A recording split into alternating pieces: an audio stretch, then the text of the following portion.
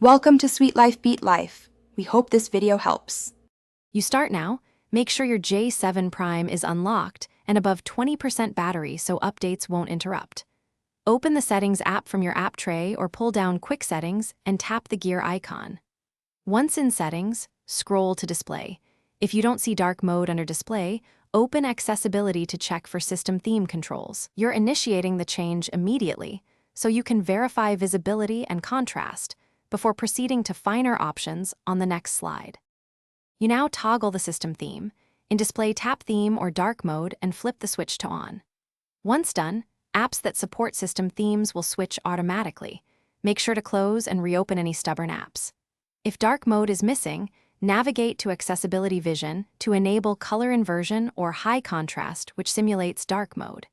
You do this because some J7 Prime builds lack native theme support. These accessibility options provide a readable, darker interface until a full system theme is available. You finish by checking consistency. Pull down the notification shade, open the keyboard, and visit major apps to confirm dark styling.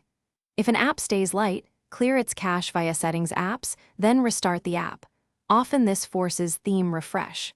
If problems persist, update system software and apps because theme support can be patch dependent.